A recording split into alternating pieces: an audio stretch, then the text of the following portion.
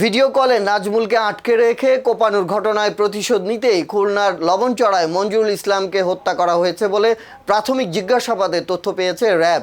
এই ঘটনায় double murder মামলার অন্যতম আসামি ও কথিত শীর্ষ সন্ত্রাসী আলামিন হাসান ওরফে সাফি সহ 3 জনকে আটক করেছে র্যাব-6। র্যাবের তথ্যমতে নাজমুলকে রফিক নামে এক ব্যক্তি আটকে রেখে ভিডিও কলে কোপানোর পর বিষয়টি জানতে পারে সাইফি ও তার সহযোগীরা। এর প্রতিশোধ নিতে গত 19 আগস্ট সন্ধ্যায় সাইফির নেতৃত্বে 15-16 জন আগ্নেয়াস্ত্র ও দেশীয় অস্ত্র নিয়ে লবণচড়ার হরিণটানার 80 বিঘা এলাকায় যায়। সেখানে মঞ্জুরুল ইসলামকে পেয়ে তার বাবার উপস্থিতিতেই গুলি ও কুপিয়ে হত্যা করা হয় বলে প্রাথমিক জিজ্ঞাসাবাদে জানা গেছে। এর প্রায় 3 ঘন্টা পর একই এলাকায় গুলি ও কুপিয়ে হত্যা করা হয় নাজমুলকে। এ ঘটনায় তদন্তে নেমে 21 আগস্ট গোপালগঞ্জের মাঝিগাতি বাজার এলাকা থেকে সাইফি ও তার সহযোগী রাকিবুল ইসলাম রাকিবকে গ্রেফতার করে র্যাব-6। পরে তাদের নিয়ে লবণচড়ার মোল্লাপাড়া বড়খালপাড় এলাকায় অভিযান চালিয়ে সাগর আহমেদকে গ্রেফতার করা হয়। র্যাব জানায়, সাগরের দেয়া তথ্যের ভিত্তিতে একটি 1 শুটার গান, একটি রিভলভার, 1 রাউন্ড সীসা গুলি, 2টি চাপাতি ও একটি কুড়াল উদ্ধার করা হয়েছে।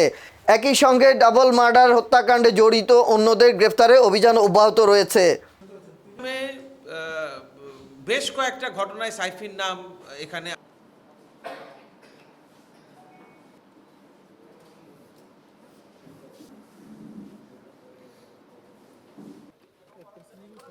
ভিডিও কলে যেটা দেখিয়েছে রফিক, যে সে নাজমুলকে ধরে নিয়ে গিয়েছে এবং তাকে কোপ দিয়েছে।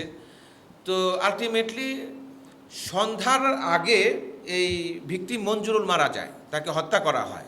আর সন্ধ্যার পরে রাত্রি আনুমানিক 8:30টার সময় আমরা প্রথম জানতে পারি যে নাজমুলের লাশ পাওয়া গিয়েছে, তার গুলিবিদ্ধ লাশ এবং তাকে কুপিয়ে হত্যা করার লাশ। তো আমরা যেটা মনে করছি যে হয়তোবা মঞ্জুরুলকেই আগে হত্যা করা হয়েছে আর নাজমুলকে পরবর্তীতে হত্যা করে সেখানে তার লাশটা ফেলে গিয়েছে। বা বেশ কয়েকটা ঘটনায় সাইফির নাম এখানে আসছে।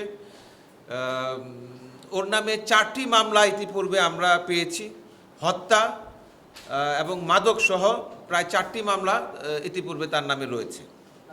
সাইফির তথ্য অনুযায়ী মঞ্জুরুল সে রফিক গ্রুপের সদস্য বলে সে উল্লেখ করছে এবং রফিক গ্রুপ যে কিনা এই পূর্বের যে রোহান পলাশ গ্রুপ ছিল, এই রোহান পলাশ গ্রুপের একটা অংশ বা মতাদর্শী বলে তারা বলছে। তাদের প্রতিপক্ষ, বি কোম্পানির প্রতিপক্ষ রোহান পলাশ গ্রুপ, এই গ্রুপের সদস্য এই মঞ্জুরুল।